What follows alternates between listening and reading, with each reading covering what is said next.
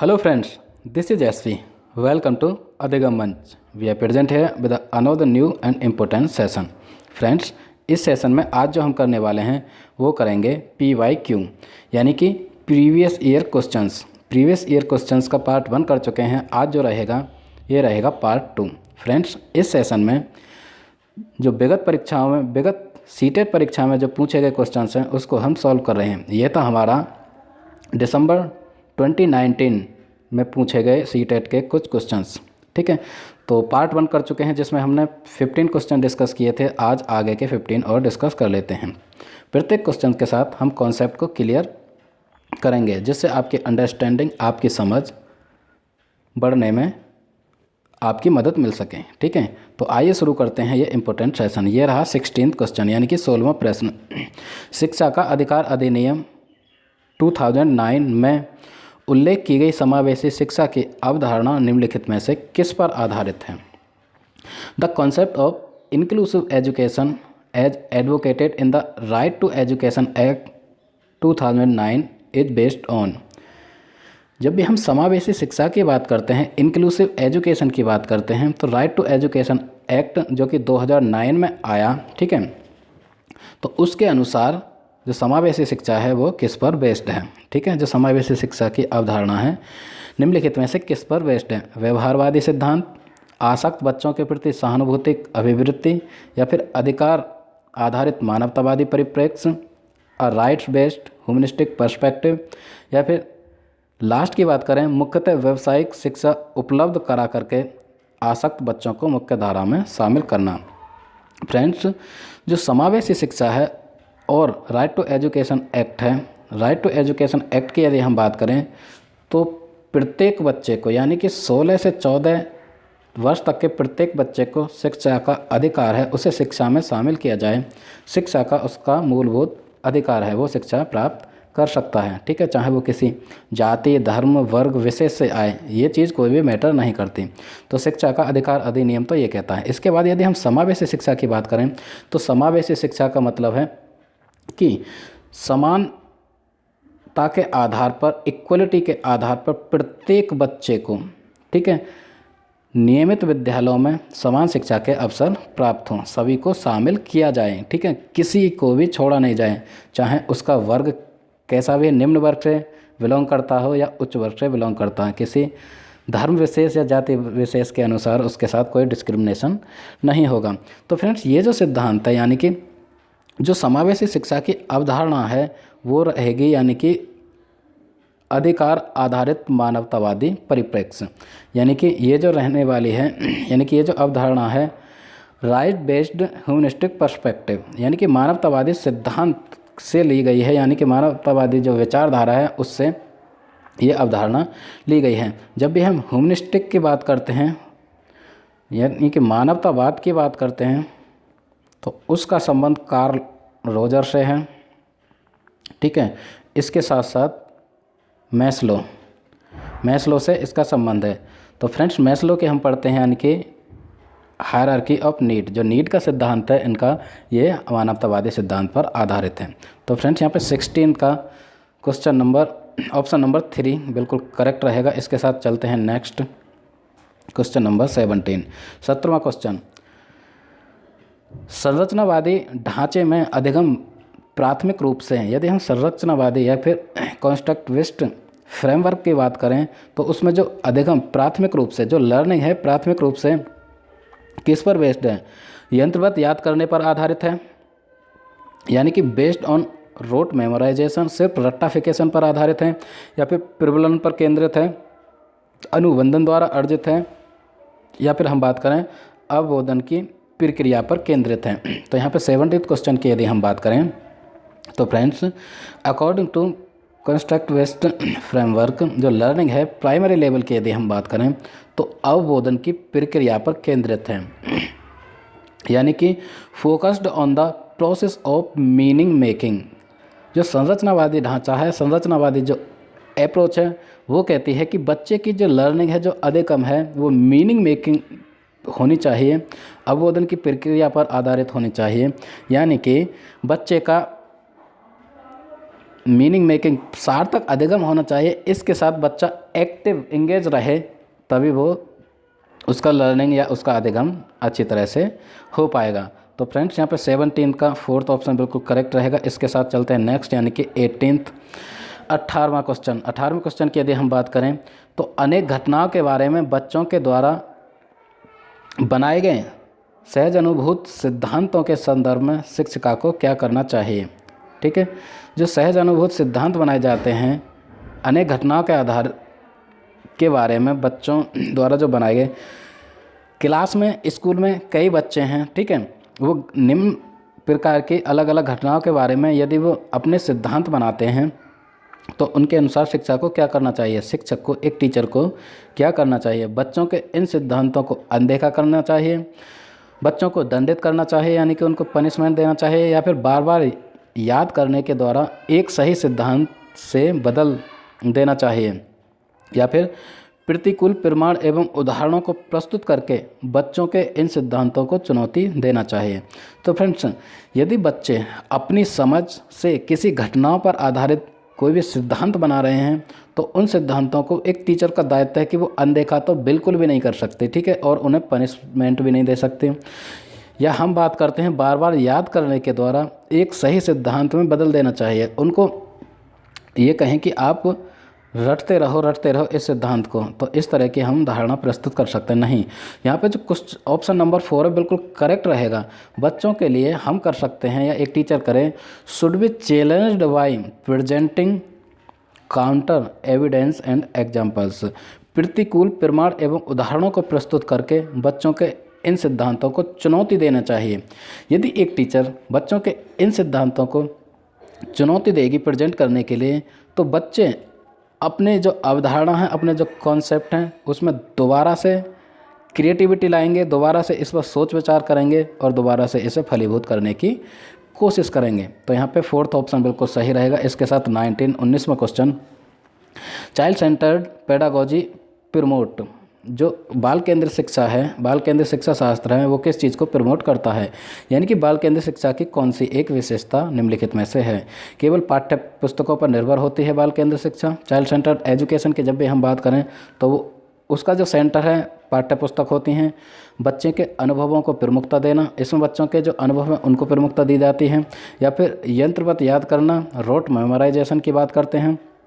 या फिर योग्यता के आधार पर विद्यार्थियों को नामांकित करना तथा वर्गीकरण करना, योग्यता के आधार पर बच्चों का नामांकन किया जाता है। तो फ्रेंड्स, ये भी ऑप्शन हट जाएगा। यदि हम बात करें ऑप्शन नंबर 2, 19 में ऑप्शन नंबर 2 बिल्कुल करेक्ट रहेगा, यानी कि बाल केंद्रित शिक्षा का सीधा सीधा सा मतलब है कि बच्चों को सेंटर में रखा जाए। ये बच्चे हैं, उसके चारों ओर उसका पाठ्यक्रम रहेगा, टीचर रहेगा, टीचर उसे सिर्फ फैसिलिटेट करेगा, ठीक है। तो कुल मिला के बच्चे की रुचि, बच्चे का इंटरेस्ट, बच्चे की योग्यता, बच्चे की क्षमता को देखते हुए कोई भी पाठ्यक्रम निर्धारित होगा, ठीक।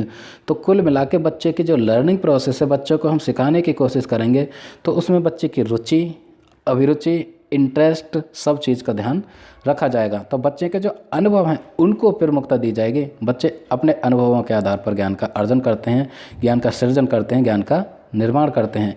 तो क्वेश्चन नंबर 19 का ऑप्शन 2 करेक्ट रहेगा। इसके साथ क्वेश्चन नंबर 20, संवेग एवं संज्ञान एक दूसरे से इस डैश हैं। संवेग और emotions and cognition are dash each other, एक दूसरे से किस तरह से संबंधित हैं। संवेग और संज्ञान की यदि हम बात करते हैं फ्रेंड्स, हम लास्ट कई सेशंस में डिस्कस कर चुके हैं कि जो संवेग हैं यानी कि जन्मजात होते हैं, कुछ संवेग कुछ अर्जित किए गए होते हैं। कुल मिला के जो फीलिंग्स होती हैं बच्चे की, जो भावनाएं होती हैं, वो संवेग होते हैं। यदि संज्ञान कॉग्निशन की बात करें तो कॉग्निशन की हम बात करते हैं तो बच्चे का जो ज्ञान है, जो नॉलेज है, ठीक है, वो बच्चे का संज्ञान होता है, ठीक। इन्फॉर्मेशन कलेक्ट करने की जो क्वालिटी होती है, ठीक। इसका संबंध उसकी बौद्धिक बुद्धि से होता है, सीधा सीधा। तो संवेग और संज्ञान की यदि हम बात करें तो एक दूसरे से पूर्णतः अलग हैं, स्वतंत्र हैं, सन्निहित हैं या फिर संबंधित नहीं हैं। तो फ्रेंड्स, जब भी हम संवेग एंड संज्ञान की बात करें तो एक दूसरे से इंटरवोवन विद, एक दूसरे से सन्निहित हैं, यानी कि एक दूसरे से जुड़े हुए हैं, एक दूसरे को बराबर रूप से प्रभावित करते हैं, ठीक। तो यहाँ पे 20th क्वेश्चन का ऑप्शन नंबर 3 बिल्कुल करेक्ट रहेगा। नेक्स्ट चलते हैं 21वां क्वेश्चन। 21वां question, which of the following statements about learning is correct from a constructivist perspective. यदि हम संरचनावादी सिद्धांत या संरचनावादी ढांचे के अनुसार बात करें अधिगम के बारे में, तो निम्नलिखित में से कौन सा एक सही रहेगा। फ्रेंड्स, कॉन्स्ट्रक्टिविस्ट पर बहुत ज़्यादा क्वेश्चन पूछे गए हैं प्रीवियस ईयर एग्जाम्स में, इसलिए आप इसको अच्छी तरह से कर लें और क्वेश्चंस के से हेल्प लेके अपने कॉन्सेप्ट को क्लियर करने की कोशिश करें। जो संरचनावादी ढांचा है, संरचनावादी सिद्धांत है, उसके अनुसार अधिगम के बारे में निम्नलिखित में से कौन सी एक बात सही है। अधिगम पुनरुत्पादन एवं स्मरण की प्रक्रिया है, ठीक है, या फिर अधिगम यंत्रबद्ध याद करने की प्रक्रिया है, यानी कि दोबारा से रोट मेमोराइजेशन की बात आ गई तो ये यहाँ से कट जाएगा, क्योंकि संरचनावादी सिद्धांत की बात करें या संरचनावादी मनोवैज्ञानिकों की बात करें तो वो रोट मेमोराइजेशन जो कि रट्टाफिकेशन है उसको बिल्कुल भी नकार देते हैं। इसके बाद learning is the process of reproduction and recall, recall को भी यानी कि स्मरण करने को भी वो नकार देते हैं। अधिगम आवृत्तीय संबंधों के द्वारा व्यवहारों का अनुबंधन है, या फिर अधिगम सक्रिय वियोजन के द्वारा ज्ञान की संरचना है, यानी कि learning is the process of construction of knowledge by active engagement. तो यहाँ पे फोर्थ ऑप्शन बिल्कुल करेक्ट रहेगा, क्योंकि जो लर्निंग है उसमें एक्टिव इंगेजमेंट चाहिए, बच्चे सक्रिय भागीदार रहें किसी भी गतिविधि में, तभी वो नॉलेज का अर्जन कर पाएंगे, ज्ञान का सृजन कर पाएंगे, कुल मिला के वो सीख पाएंगे, उनके जो लर्निंग प्रोसेस है आगे बढ़ पाएगा। तो फ्रेंड्स यहाँ पे 21 का फोर्थ बिल्कुल करेक्ट होता है। नेक्स्ट चलते हैं इसके साथ 22, विद्यार्थियों को स्पष्ट उदाहरण एवं गैर उदाहरण देने के क्या परिणाम हैं। यदि कोई एक टीचर या आप टीचर बनकर जाते हो, presenting students with clear examples and non examples, यदि आप क्लियर एग्जांपल प्रस्तुत करते हैं बच्चों के समक्ष और नॉन एग्जांपल प्रस्तुत करते हैं, तो इसका क्या एक परिणाम है। अवधारणात्मक परिवर्तनों को प्रोत्साहित करने के लिए एक प्रभावशाली तरीका है, यानी कि जो बच्चे के कॉन्सेप्चुअल चेंजेस हैं उसमें परिवर्तन के लिए इफ़ेक्टिव वे रहेगा, या फिर यह विद्यार्थियों के दिमाग में भ्रांतियाँ उत्पन्न करता है, यानी कि ये कन्फ्यूजन पैदा करता है, या फिर यह अवधारणाओं की समझ में अभाव पैदा करता है, यानी कि कॉजेज गैप, यानी कि ये गैप फिल करता है बच्चों के कॉन्सेप्चुअल अंडरस्टैंडिंग से संबंधित, या फिर यह अवधारणात्मक समझ के बजाय कार्यविधिक फिर क्रियात्मक ज्ञान पर ध्यान केंद्रित करता है। तो फ्रेंड्स 22 यानी कि 22वें क्वेश्चन की यदि हम बात करें तो ऑप्शन नंबर ए बिल्कुल करेक्ट रहेगा। अवधारणात्मक परिवर्तन को प्रोत्साहित करने के लिए एक सबसे प्रभावशाली तरीका है। Is an effective way to increase conceptual change. जो कंसेप्चुअल चेंज हैं बच्चे अवधारणा विकसित कर पाते हैं यदि टीचर बच्चों के सामने स्पष्ट एवं गैर स्पष्ट उदाहरण प्रस्तुत करता है, तो वो खुद से घटनाओं के प्रति, ठीक है, किसी थॉट के प्रति अपना कॉन्सेप्ट क्लियर कर पाते हैं, एक अवधारणा बना पाते हैं। तो 22वें क्वेश्चन का ऑप्शन ए बिल्कुल करेक्ट रहेगा। नेक्स्ट 23वां क्वेश्चन, बच्चों को अधिगम गतिविधियों में भागीदारी करने के लिए लर्निंग प्रोसेस यदि चल रहा है तो उसमें पार्टिसिपेट कराने के लिए लगातार पुरस्कार देना व दंड देने का प्रयोग करने से क्या प्रभाव पड़ता है। यदि हम चाहते हैं कि बच्चे सक्रिय रूप से प्रत्येक गतिविधि में भागीदारी बने, यानी कि पार्टिसिपेट करें, तो इसके लिए यानी कि एंगेज रहें, इसके लिए लगातार कोई भी एक टीचर पुरस्कार देता है और दंडित करता है, ठीक है, तो इससे क्या प्रभाव पड़ सकता है। बाहरी अभिप्रेरणा कम होती है, आंतरिक अभिप्रेरणा बढ़ती है, बाहरी अभिप्रेरणा बढ़ेगी या फिर आंतरिक अभिप्रेरणा बढ़ेगी, या फिर यह बच्चों को प्रदर्शन आधारित लक्ष्यों के बजाय निपुणता पर ध्यान देने के लिए प्रोत्साहित करेगा। पुरस्कार या दंड देने से कभी भी बच्चे निपुण नहीं हो सकते, यानी कि वो मास्टरी अर्जित नहीं कर सकते, ठीक है। सिर्फ पुरस्कार देने से मास्टरी अर्जित करने के लिए अधिगम में बच्चों की स्वाभाविक अभिरुचि तथा जिज्ञासा कम होगी। तो फ्रेंड्स, जो लर्निंग प्रोसेस है, बच्चे सीखने से संबंधित उनकी जो स्वाभाविक जो नेचुरल इंटरेस्ट है, ठीक है, वो बिल्कुल कम हो जाएगा। उनकी जो जिज्ञासा है, क्यूरियोसिटी कम होगी, क्योंकि बार बार हर बात पे हम पनिश नहीं कर सकते और हर बात पे उन्हें दंड नहीं देंगे। यदि वो सीखने की आगे कोई भी कोशिश करेंगे तो उनको लगेगा कि जब तक हमें कोई प्राइज़ नहीं मिलेगा, जब तक हमें डांट फटकार नहीं मिलेगी, तब तक हम नहीं सीख पाएंगे। इस तरह की उनकी मानसिकता विकसित हो जाएगी। इसलिए बार बार हर बात पर बच्चे को पुरस्कार एवं दंड देना नहीं चाहिए। इससे प्रभाव क्या पड़ेगा कि decreases children's natural interest and curiosity involve learning. जो उनका स्वाभाविक इंटरेस्ट है और जो क्यूरियोसिटी है वो कम हो जाएगी। ठीक, तो यहाँ पे ऑप्शन 4 बिल्कुल करेक्ट रहेगा। नेक्स्ट 24वां क्वेश्चन, 24वां क्वेश्चन, निम्नलिखित में से कौन सी प्रथाएं सार्थक अधिगम को बढ़ावा देती हैं? विच of the following practices promote meaningful learning. सार्थक लर्निंग की यदि हम बात करते हैं यानी कि मीनिंगफुल लर्निंग की, तो कौन सी निम्नलिखित में से उसको बढ़ावा देंगी? शारीरिक दंड, दोबारा से पनिशमेंट की बात आ गई तो बिल्कुल नहीं देगा भाई। यदि हम बच्चों को क्लास में जाकर सिर्फ पनिशमेंट दें तो उससे कौन उनकी लर्निंग किस तरह से आगे बढ़ सकती है? बिल्कुल नहीं बढ़ेगी। सहयोगात्मक अधिगम पर्यावरण, मतलब बच्चों के प्रति कोऑपरेटिव लर्निंग एनवायरनमेंट हम प्रस्तुत करें। ठीक है, तो ये तो बिल्कुल सही रहेगा। सतत एवं समग्र मूल्यांकन, कॉन्टीन्यूअस एंड कॉम्प्रिहेंसिव एवोल्यूशन, यदि बच्चों का हम मूल्यांकन करते रहें समय समय पर तो ये भी एक उचित तरीका है। निरंतर तुलनात्मक मूल्यांकन, सिर्फ बच्चों का हम कंपैरिजन करते रहें एक दूसरे के साथ तो ये बिल्कुल गलत हो जाएगा। तो यहाँ पे दोनों ऑप्शन बिल्कुल करेक्ट रहेंगे, सेकंड और थर्ड। अब देख लें दूसरा और तीसरा कौन से में सही है, तो ऑप्शन नंबर 2 बिल्कुल करेक्ट रहेगा। ठीक है, यानी कि सहयोगात्मक जो अधिगम पर्यावरण है उससे लर्निंग बढ़ेगी बच्चों की, एंड जो कॉन्टीन्यूअस एंड कॉम्प्रेसिव एवोल्यूशन है जो मूल्यांकन है उससे बढ़ेगी। तो यहाँ पे ऑप्शन नंबर 2 करेक्ट रहेगा। इसके साथ 25वां क्वेश्चन क्या कहता है?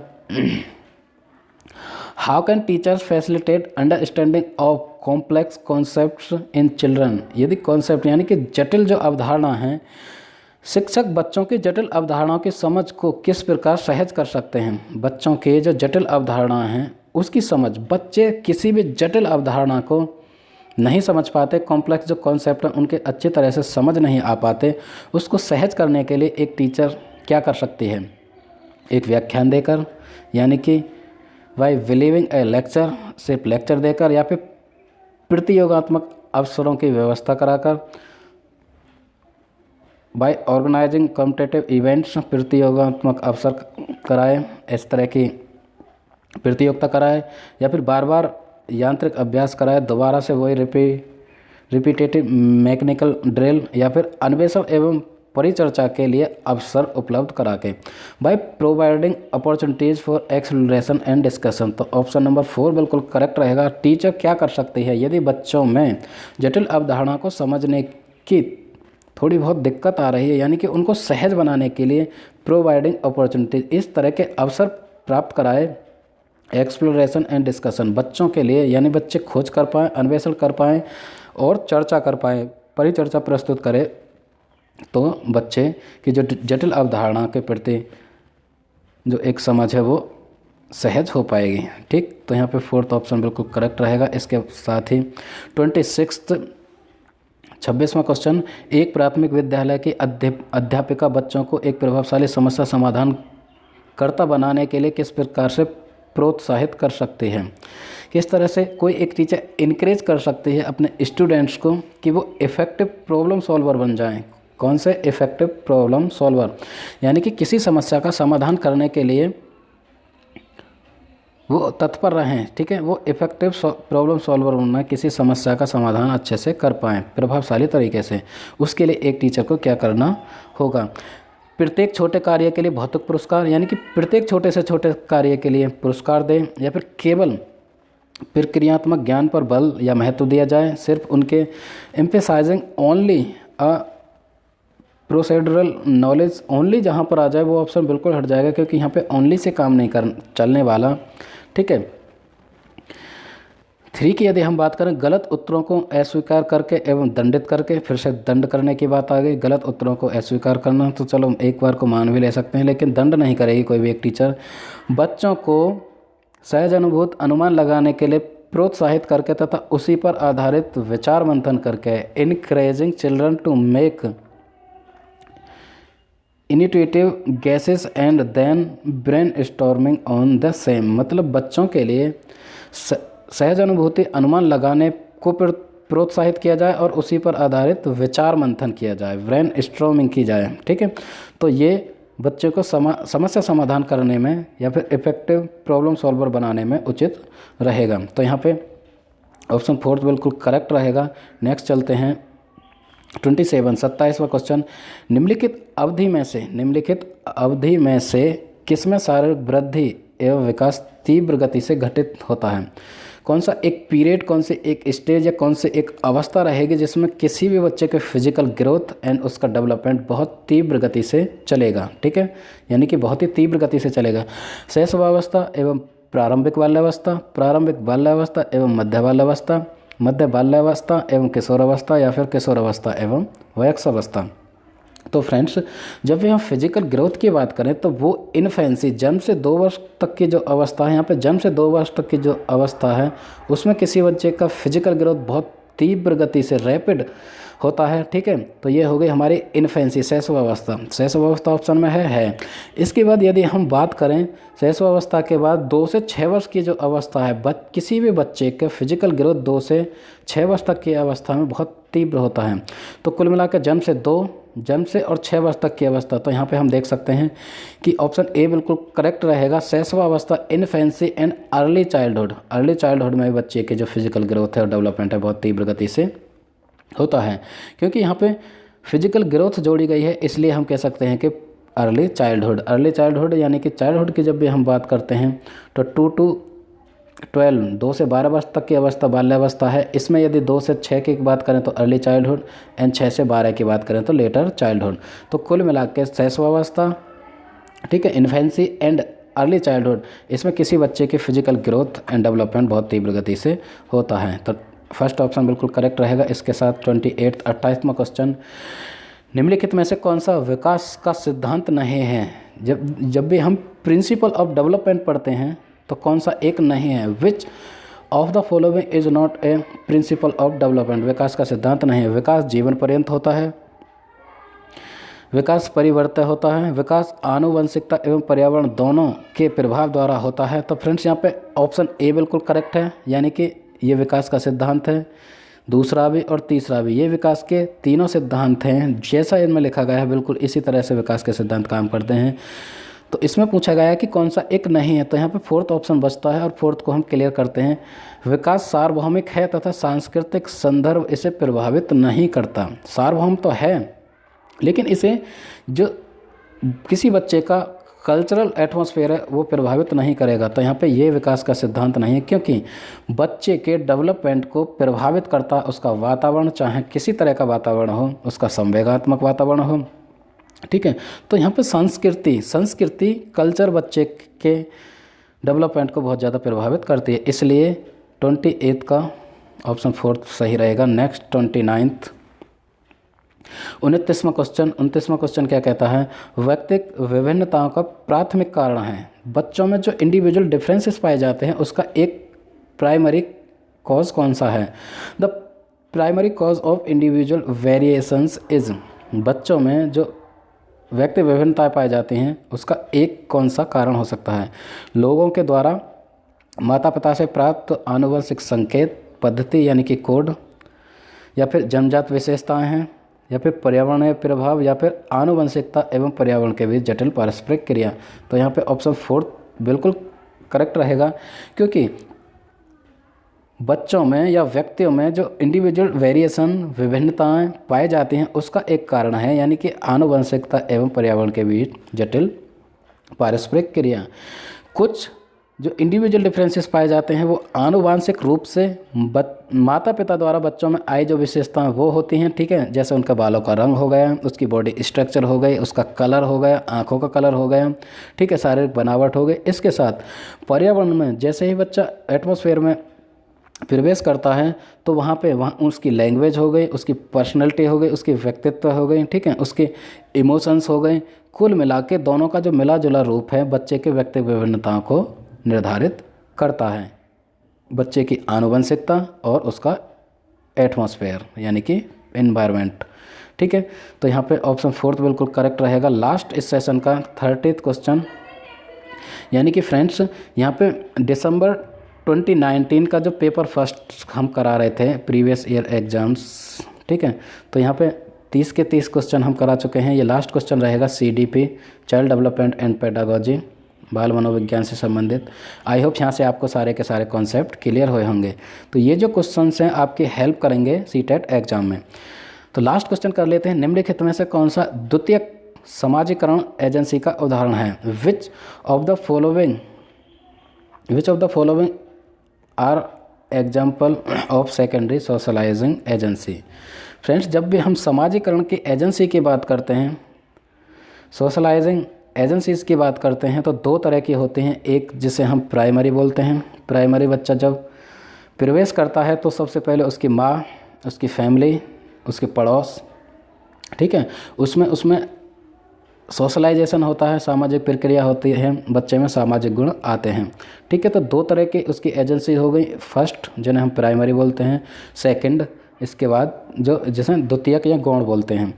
तो यहाँ पे पूछा है कि कौन सी द्वितीयक एजेंसी हैं। पहले की यदि हम बात करें फ्रेंड्स, तो पहली हो गई उसकी फैमिली, बच्चे का परिवार, क्योंकि जब बच्चा परिवार में आता है सबसे पहले परिवार में ही तो आएगा, माँ के पास, तो वहाँ पे उसका सामाजिक गुण विकसित होते हैं, यानी कि सामाजिकरण होता है, ठीक है। उसके बाद उसका पड़ोस, तो हम कह सकते हैं परिवार और पड़ोस ये प्राथमिक हो गए। जिसमें परिवार और पड़ोस आ रही होगी वो उसकी प्राइमरी एजेंसी हो गई। तो परिवार एवं पड़ोस की बात करें तो ये ऑप्शन यहाँ से हट जाएगा, ये उसकी प्राइमरी एजेंसी हो गई।